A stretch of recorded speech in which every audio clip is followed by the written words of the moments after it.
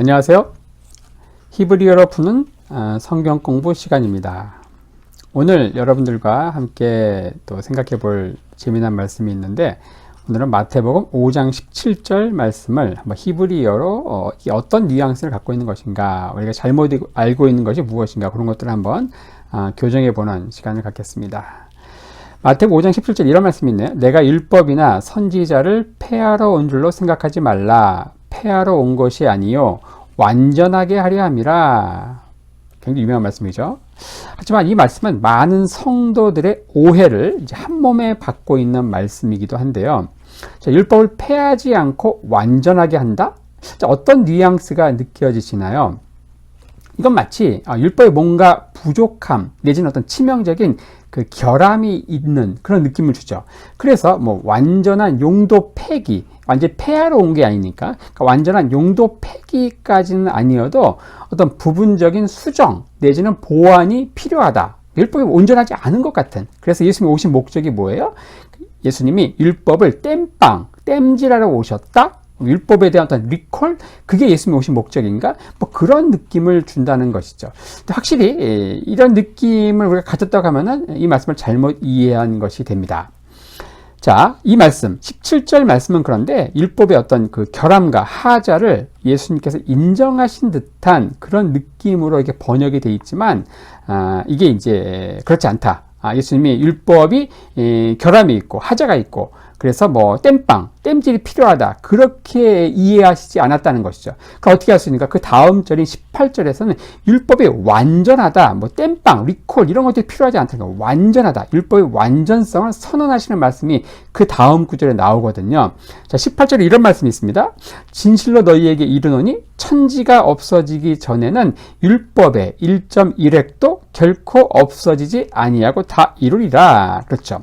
17절은 율법이 뭔가 불완전한 것 같은 느낌을 주지만 18절에서는 전혀 그렇지 않은 것이죠. 그러니까 17절에 율법이 뭔가 좀 수정과 보완이 필요한, 뭐 땜질이 필요한, 리콜이 필요한 그런 느낌을 가졌다고 하면은 이것은 우리가 이 말씀을 완벽하게 잘못 이해한 것이 된다는 것이죠. 우리가 읽은 이 마태복음 5장 17절 이 말씀은 율법에 대해서 우리가 이제 부정적이고 또 왜곡된 이미지를 갖는데 가장 큰 영향력을 발휘한 말씀이기도 합니다. 여기에는 이제 이 말씀 안에 두 군데의 번역 오류가 있는데요. 그 부분을 한번 살펴보면 충분히 우리가 이해할 수가 있죠.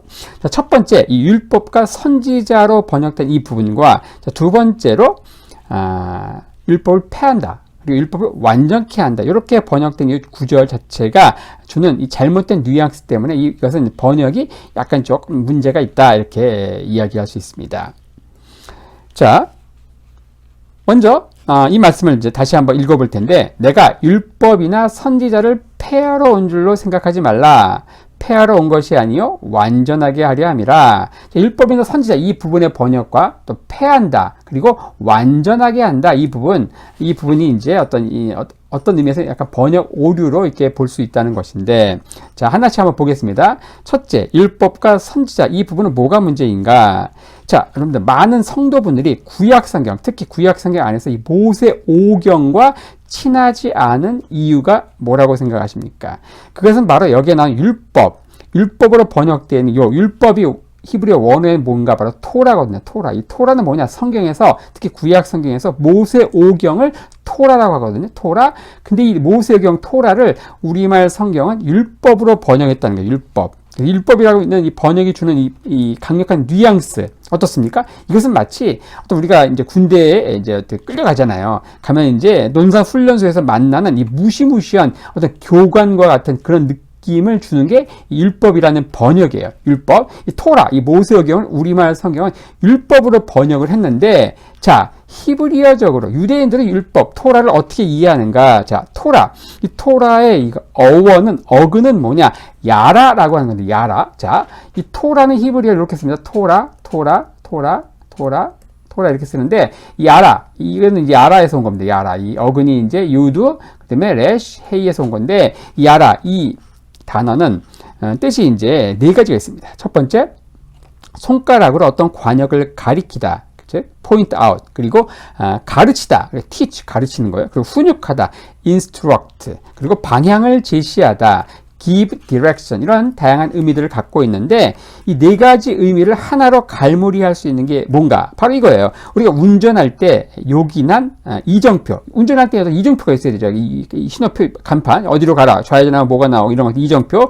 근데 또 뭡니까? 내비게이션. 그러니까 운전할 때 요긴한 어떤 이정표 내지는 내비게이션으로 그 의미가 압축된다는 것이죠. 이 이정표와 내비게이션 어떻습니까? 손가락으로 관역을 가리키고, 그리고 가르치고, 훈육하고, 방향을 제시하는 이런 모든 역할이 바로 내비게이션, 이정표 안에 다 담겨 있다는 것이에요. 자, 우리가 한 번도 가보지 않은 길을 직접 운전해서 가는데 만약 이정표나 내비게이션이 전혀 없다? 그럼 어떻게 될까요? 이것은 저 같은 길치에게는 완전히 악몽이겠죠. 하나님을 떠난 인생은 미지의 길을 운전하는 사람 또는 망망대해를 항해하는 사람과도 같다, 이렇게 이야기할 수 있죠. 그런데 이 토라는 뭐냐? 토라는 이런 인생이 나아가야 할 방향을 안내해주는 이정표요, 그리고 내비게이션이라는 겁니다. 그래서 토라는 우리를 부담스럽게 하는 어떤 율법 강령들이 아니고, 이 모세오경은요, 우리를 부담스럽게 하는, 이거 해라, 하지 마라, 뭐 논산훈련소의 그 교관과 같은 그런 딱딱한 차가운 율법 강령들의 모음집이 아니라 우리를 어떤 바른 길로 안내해주는 어떤 사랑의 속삭입니다. 전혀 느낌이 다르죠? 자, 그래서 율법, 이 모세오경, 토라에 대한 시편 기자의 무한한 기쁨을 시편 1편 1절 2절에 이렇게 노래하고 있죠. 복 있는 사람은 악인의 꾀를 따르지 아니하며 죄인들의 길에 서지 아니하며 오만한 자들의 자리에 앉지 아니하고 오직 여호와의 율법을 즐거워하여 그의 율법을 주야로 묵상하는도다. 뭐 다 하시는 말씀이죠. 이거 암송도 하는 분들도 많은데 여기 언급되어 있는 여호와의 율법을 주야로 묵상한다. 여기 나오는 율법이 뭘까요? 율법이 바로 토라입니다. 토라. 바로 모세오경이에요. 자, 여러분들 모세오경을 주야로 묵상하십니까? 그리고 이 모세오경을 읽을 때마다 막 즐겁고 막 그렇습니까? 뭐 복음서, 이 요한복음이라든지 이 복음서는 우리가 그런 느낌을 가질 수 있는데 이 모세오경 가지고 그런 느낌을 못 갖죠. 그것은 바로 모세오경을 율법으로 이렇게 번역한 이 어떤 강력한 어떤 부정적인 뉘앙스 때문에 그렇다는 것이죠. 하지만 모세오경에 해당하는 그 히브리어 원어 이 토라의 그 야라는 이제 굉장히 이런 망망대해 같은 인생길 가는 우리가 바른 길을 갈 수 있도록 도와주는 어떤 사랑의 속삭임, 그런 의미를 이제 갖고 있다는 것이죠. 동일한 어원을 갖고 있는 또 단어가 이제 선생님을 뜻하는 게 바로 모래거든요. 모래. 그 역시 이제 토라에서 이제 토라와 같은 어원, 그 야라와 같은 이제 어원을 갖고 있는 단어인데, 선생님 하면 어떻습니까? 어떤 느낌이 같습니까? 물론 이제 호랑이 선생님, 우리가 이제 논산의 훈련소에 이제 만나는 교관과 같이 정말 매질만 하는 그 호랑이 선생님도 있지만, 대체적으로 선생님은 어때요? 바른 길을 가도록 훈육하는 그 사랑스러운 선생님이 많죠. 바로 이제 모래도 이제 그러한 의미를 가지고 있다는 것입니다. 자, 이렇게 이제 첫 번째 율법, 모세오경을 이제 히브리 원어가 토라인데 그거를 이제 율법으로 번역한 어떤 강력한 부정적 뉘앙스, 요게 이제 그런 것들을 좀 살펴봤고요. 자, 두 번째 좀 번역 오류에 해당하는 게 뭔가? 자, 율법을 폐한다, 그리고 완전케 한다, 요 표현입니다. 자, 율법을 폐한다, 완전케 한다, 이 번역은요, 확실하게 예수님의 어떤 본래 의도와는 전혀 다른 뉘앙스로 번역됐습니다. 참으로 안타까운 번역이죠. 이 두 개의 동사, 율법을 폐한다, 완전케 한다는 절대 혼자서 등장하지 않습니다. 반드시 병행구로서 바늘과 실처를 함께 따라다니는데 동일한 표현이 로마서에도 언급되어 있습니다. 로마서에 이런 표현이 나오죠. 자, 로마서 3장 31절에 그런즉 우리가 믿음으로 말미암아 율법을 파기하느냐? 그럴 수 없느니라. 도리어 율법을 굳게 세우느니라. 물론 여기에는 우리말 성경 번역에는 율법을 파기한다, 또 굳게 한다 이렇게 번역되어 있지만 이게 이제 히브리어 원어적으로는 같다는 거예요. 이게 마태복음 5장에서는 이제 폐한다, 완전케 한다 이렇게 되어 있지만은 로마서에서는 파기한다, 그리고 굳게 세운다 이렇게 되어 있다는 것이죠. 이게 이제 히브리어 원어적으로 어떻게 같은가, 어떤 말인가? 자, 폐한다 요 말은요, 메바텔, 그리고 완전케 한다 요 말은 메카옘입니다. 메카옘. 자, 메바텔은 이렇게 이제 되죠. 메바텔. 그리고 메카옘, 이것은 메카엠. 자, 요것은 우리가 이제 평신도를 위한 히브리어, 거기에서 이제 히브리어 알파벳부터 해서 차근차근 강의하고 있으니까 그걸 이제 함께 보시면서 이 성경 공부를 영상을 보시면 좋겠습니다. 자, 패한다. 여기 히브리어로는 이제 메바텔이다. 그리고 완전케 한다. 이 단어가 히브리어로는 메카임인데, 자, 이것은, 자, 잘 들으십시오. 이 말씀은요, 이 주후 1세기 당시 랍비들이 토라 해석과 관련된 논쟁을 벌일 때 사용하던 일종의 전문 용어라는 거예요. 전문 용어, 테크니컬 텀. 자, 여러분들, 번역자들을 가장 당혹스럽게 하는 게 뭔지 아십니까? 바로 이 전문 용어래요. 전문 용어. 제 친구 가운데 이스라엘에서 어떤 전문 통역사로 일하는 분이 있는데, 여러분들, 이스라엘은 어떤 의학이라든지 뭐 교육, 농업기술, 항공, 레이더 등 이 각 분야에서 어떤 독보적인 원천 기술을 보유하고 있어서 이 각 분야에 이제 좀 이렇게 견습하러 이제 오시는 이제 그 그룹들이 많이 있어요. 그러니까 이런 분들, 이런 특별한 팀들을 번역을 할 때 이 친구, 전문 통역사인 친구가 뭐라고 하는가? 반드시 그 해당 분야의 전문 용어를 따로 외우거나 이렇게 하고 가야 된다는 거예요. 시간이 없어서 외우지 못한다면 최소한 메모라도 해야만 통역이 가능하다는 것이죠. 이것처럼 어떤 전문 용어, 이런 것들이 번역이 있어서 아주 어려운데, 이 메바텔, 그리고 메카엠, 이게 이제 어떤 그 문자적인 직역의 의미를 가지고 번역을 하면 이제 이런 오역이 나올 수 있는데, 이것은 바로 1세기 당시 랍비들이 토라 해석과 관련해서 열띤 논쟁, 토론을 벌일 때 사용하던 전문 용어다. 자, 이렇게 이제 하고, 그 다음 내용을 보겠습니다. 이건 무슨 말인가? 자, 그래서 이 율법을 폐한다, 완전케 한다. 즉, 이 메바텔, 메카엠에 해당하는 이 단어를 이해하려면은 예수님 당시 랍비들의 어떤 논쟁, 그리고 토론 문화에 대한 선 이해가 필수적이다. 자, 당시 랍비들은요, 자칫 모호하고 시대착오적으로 보일 수 있는 율법의 강령들, 이 모세오경에 무려 613개의 율법이 나오거든요. 그 율법 강령들을 우리 실생활에 적용하면서 순종하면서 살려고 할 때 그 문제를 놓고서 자주 열띤 토론을 벌이곤 했습니다. 예를 몇 개 들어볼까요? 예를 들어서 모세오경 율법에는 이런 게 있죠. 안식일 날은 절대 일을 하지 말라는 규정이 있습니다. 출애굽기 20장 10절이 이런 말씀이죠. 너무 유명한 말씀이죠. 자, 일곱째 날은 내 하나님 여호와의 안식일인즉 너나 내 아들이나 내 딸이나 내 남종이나 내 여종이나 내 가축이나 내 문 안에 머무는 객이라도 뭐예요? 아무 일도 하지 말라. 자, 안식일에는 뭐 하라는 거예요? 아무 일도 하지 말라. 아무 일도 하지 말라. 자, 그럼 여기서 이제 우리 어떤 상황을 예상할 수 있습니까?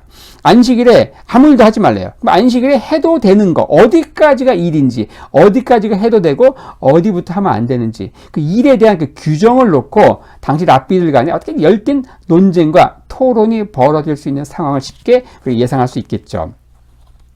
자, 그리고 또 이제, 이 모세오경, 토라에는 또 이런 이혼과 관련된 또 율법 강령이 있습니다. 신명기 24장 1절, 굉장히 유명한 말씀이죠. 여기에서 하나님은 이런 율법을 주셨습니다. 사람이 아내를 맞이하여 데려온 후에 그에게, 그 아내에게 수치되는 일이 있음을 발견하고 그를 기뻐하지 아니하면 이혼 증서를 써서 그의 손에 주고 그를 자기 집에서 내보낼 것이요. 자, 어떻습니까? 이혼과 관련해서 그 아내를 이제 이혼 증서를 써주고 버리는, 이혼할 수 있는 조건은 딱 하나밖에 없죠. 그게 뭡니까?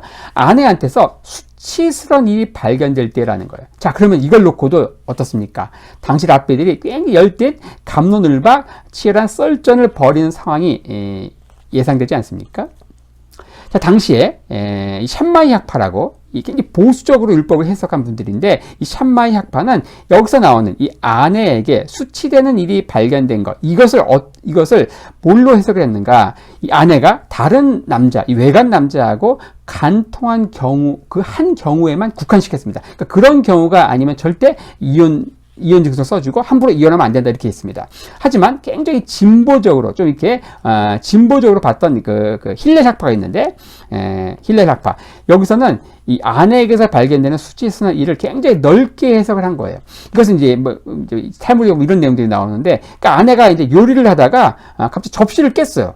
그래도 이혼 증서 써주, 이게 수치스러운 일이라는 거예요. 그래서 이혼 증서 써주고 이혼할 수 있다. 또 심지어 이제 아내가 요리를 못해, 너무 음식을 짜게 해, 너무 싱겁게 요리를 못할 경우도 이혼할 수 있다는 거예요. 수치스럽다는 거예요. 근데 또 심지어 이런 경우도 있습니다. 여러분들 이거 과연 이런 내용이 있을까 하고 이제 긴가민가 하실 때 정말 이런 내용이 있습니다. 이 당시 힐렐학파는 어떤 경우도 아내에게서 발견되는 수치스러운 일이라고 얘기했는가? 자, 길을 가다가 자기 아내보다 더 예쁜 여자를 봤어요. 그럼 이제 우리 아내가 못생겼잖아요.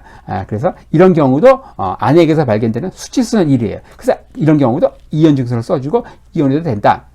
우리 조선시대 여인들 칠거지약 이런 것들이 떠오르는데, 어찌됐든 자, 이 모세오경을 통해서 하나님이 주신 율법의 말씀은 이게 굉장히 어떤 그 해석을 요구한다는 거예요. 안식일에 일하지 말라. 일이 어디까지가 일인가? 이것도 해석을 요구하겠죠. 근데 이혼도 마찬가지입니다. 아내에게서 수치스러운 일이 있음을 발견한 것, 그 이외에는 이혼할 수 없다. 그럼 아내에게서 발견되는 수치스러운 일이 뭔가? 그거 가지고도 이렇게 어떤 경우는 굉장히 보수적으로 보는 파에서는 외간 남자의 간통 의 경우에만 국한할 수가 있고, 또 힐렐학파처럼 굉장히 넓게 보는 경우는 이게 너무 황당하죠. 이런 경우 다 이제 아내 다 심지어 버릴 수 있는 것 같아요. 심지어 길 가다가 이제 아내보다 더 예쁜 여자를 만나면 버릴 수 있다고 하니까 요리를 못하고 접시를 깨고 이런 경우 다 이혼할 수 있다는 것이죠. 자, 이런 것들이 이제 율법에 대한 해석, 이런 것들 놓고 당시 랍비들이 열띤 토론을 이제 벌이는 상황, 이런 것들을 이해할 수 있게 있죠. 자, 현대 그리스도인들에게 예수님은 어떻습니까? 메시아이지만, 자, 1세기 당시 이스라엘 땅에서 사셨던 그 예수님을 보고 당시 유대인들은 뭐라고 생각했을까요? 바로 랍비입니다. 랍비. 물론 예수님의 제자들은 메시아를 알았지만, 자, 랍비요. 많은 각계각층의 사람들이 예수님께 나와서 뭐라고 합니까? 랍비요. 이렇게 얘기하죠. 그 당시 모든 랍비들이 그랬던 것처럼 예수님도 이 애매모호한 이 모세오경의 율법 강령에 대한 명확한 해석을 내놓도록 요구를 받았다는 거예요. 자, 근데 이 이혼에 대한 그 견해에 있어서는, 우리가 이제 알고 있죠. 바로 예수님도 이혼에 대한 견해에서는 굉장히 보수적인 이 샴마이 학파와 동일한 견해를 밝히신 걸 알 수가 있죠. 이 샴마이 학파는 어때요? 이혼을 어떤 경험을 할 수 있다? 이 외간 남자와 이 아내가 간통한 경우, 그때 이후엔 절대 이혼할 수 없다. 마태복음 5장에 이런 말씀이 나오죠.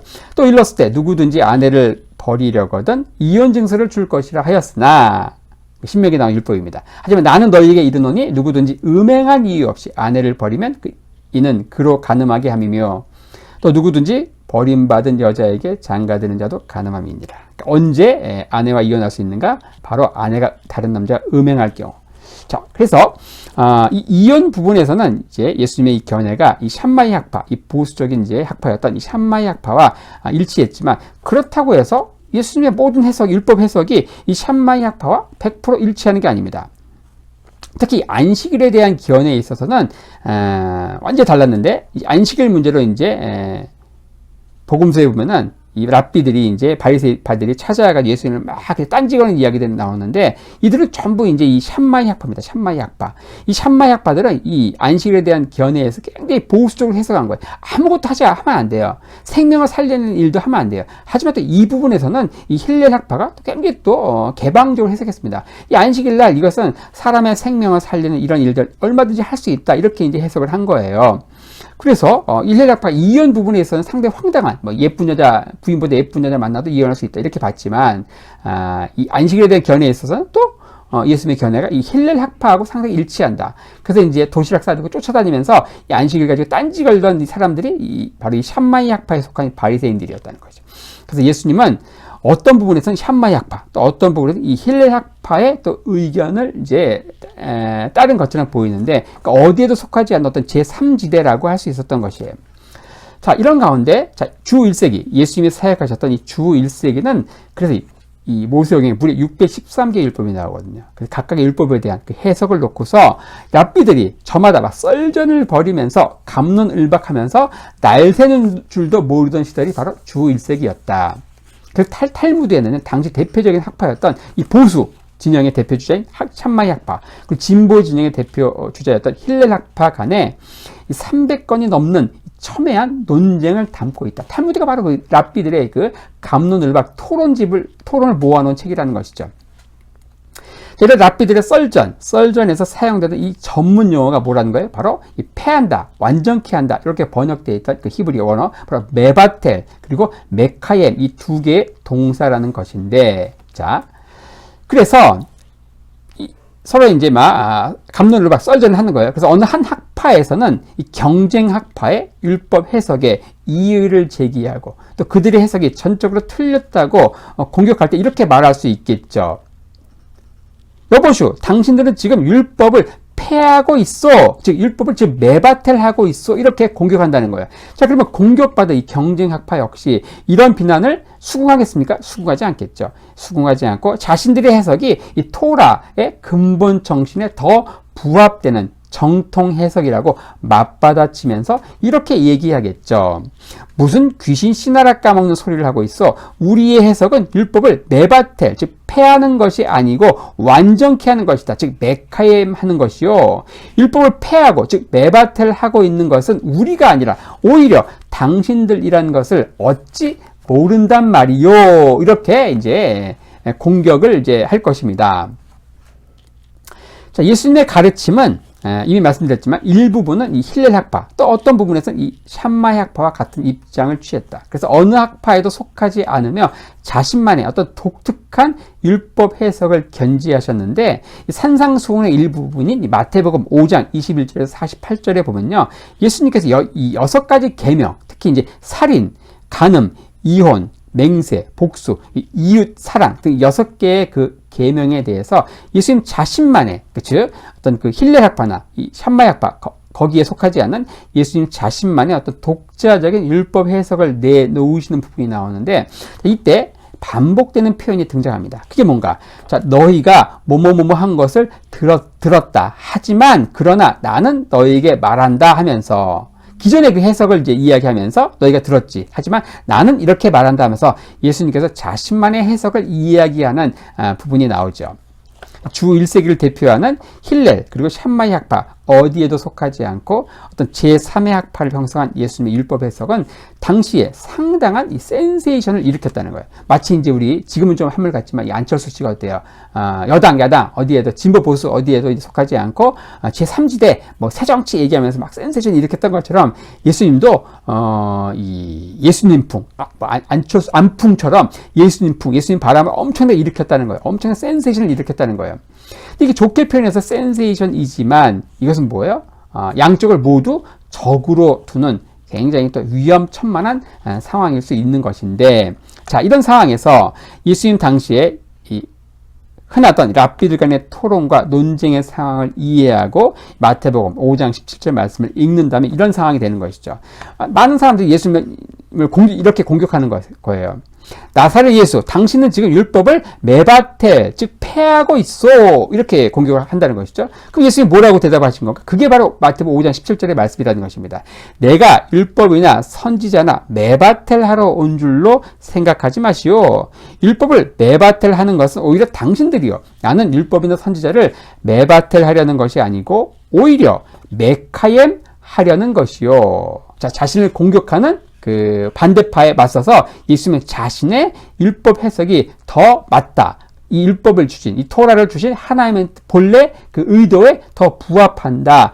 그것을 강조하는 것이죠. 바로 이 표현은 이 당시 랍비들의 토론, 핑퐁 게임처럼 오가는 이 토론 문화에서 자신을 변호하고 상대방을 제압, 공격하는 이런 그 랍비들의 토론 문화에 사용되는 어떤 전문 용어라는 것이죠. 자, 마지막으로 정리합니다. 이 메바텔, 이 단어는 이제 글자적인 의미, 직역을 하면 취소한다, 그리고 파괴한다. 이렇게 이제 우리말 성경은 이 문자적으로 직역을 한 것입니다. 하지만 이게 당시에 랍비들의 토론 문화, 이 전문 용어에서 어떤 의미라는 거예요? 자, 율법을 잘못 해석해서 율법의 정신을 훼손한다, 이런 의미인 것입니다. 메카임은 어떻습니까? 완전하게 한다, fulfill 이렇게 이제 번역이 되어 있죠. 우리말 성경은 직역을 하면. 하지만 이게 랍비들의 토론 문화, 이 전문 용어에서는 어떻다는 거예요? 바로 율법을 잘 해석해서 율법 본래의 뜻과 취지를 보존하고 지지하고 잘 드러낸다, 이런 의미를 갖고 있다는 것이죠. 자, 오늘은 이제 마태복음 5장 17절 유명한 말씀, 율법을 폐한다, 완전케 한다. 거기와 관련된 이제 우리말 성경에 직역으로 이렇게 표현해가지고 마치 율법이 완전히 폐하고 용도 폐기할 정도로 문제가 있는 건 아니지만 부분적인 하자나 좀 결함이 있는, 그래서 예수님이 율법을 이제 땜질하러 오셨나? 율법을 리콜하러 오셨나? 이런 잘못된 뉘앙스를 주는 이제 번역인데, 요걸 이제 히브리어 본래 의미를 이제 가지고 이 말씀을 다시 한번 이제 본래 의미를 한번 생각해 보는 시간을 가졌습니다.